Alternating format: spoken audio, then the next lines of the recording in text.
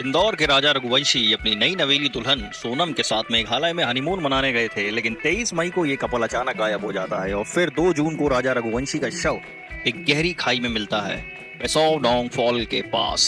Sonam madam वो तो गायब हो गई, मानो हवा में घुल गई हो।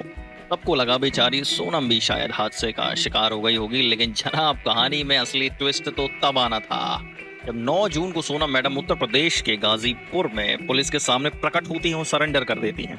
और यहीं से शुरू होती है इस मामले की असली कहानी।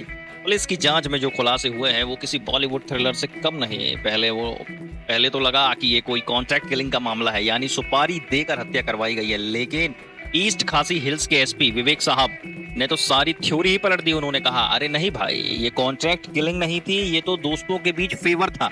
दोस्तों के बीच फेवर अब क्या है मतलब? चल यार मेरा एक काम कर दे, एक मर्डर ही तो करना है। क्या बात है भाई, दोस्ती हो तो ऐसी। एसपी साहब ने बताया कि सोनम का कथित आशिक राज कुशवाहा इस पूरी साजिश का मास्टरमाइंड है। और हैरानी की बात यह है कि राजा की शादी 11 मई को हुई थी, लेकिन ये खूनी प्लान तो फरवरी में ही बन गया था, इंदौर में ही। अब आप सोचेंगे कि प्लान क्या था। प्लान ये था कि किसी भी अनजान महिला का मर्डर करो, उसकी बॉडी जलाओ और उसे सोनम बताकर कहानी को खत्म करो, ताकि सोनम मैडम गायब रहकर कुछ और समय बिता सके। मतलब यार, ये लोग क्राइम की दुनिया में पीएचडी कर रहे थे क्या? इतनी क्रिएटिविटी तो हॉलीवुड की स्क्रिप्ट राइटर्स में भी नहीं होती। पुलिस ने राज कुशवाहा और सोनम के अलावा 3 और नौजवानों, विशाल, आकाश, आनंद को गिरफ्तार किया है। ये तीनों राज के दोस्त थे और उनमें से एक तो उसका कजन भी है। एसपी ने बताया कि राज ने इन लड़कों को सिर्फ 50,000 रुपए दिए थे, वो भी सिर्फ लॉजिस्टिक खर्चों के लिए। यानी ये कोई पैसे के लिए की गई हत्या नहीं थी, बल्कि दोस्ती या रिश्तेदारी निभाने के लिए की गई थी। अब आप ही बताइए, 50,000 में किसी की जान लेना, और वो भी फेवर के नाम पर, ये किस तरह की दोस्ती है यार?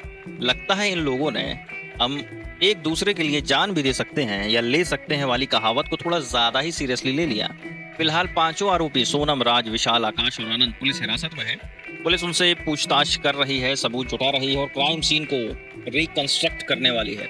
एसपी साहब ने भरोसा दिलाया कि वे 90 दिनों के अंदर चार्जशीट फाइल कर देंगे। तो दोस्तों, ये थी मेघालय हनीमून मर्डर की कहानी, जहां प्यार का नाटक हुआ, धोखे की आग लगी और दोस्ती के नाम पर एक जान ले ली गई। ये तो वक्त ही बताएगा कि आगे और क्या क्या खुलासे होते हैं, लेकिन इतना तो तय है कि कानून अपना काम करेगा और ऐसे जघन्य अपराध करने वाले कमीनों को बख्शा नहीं जाएगा।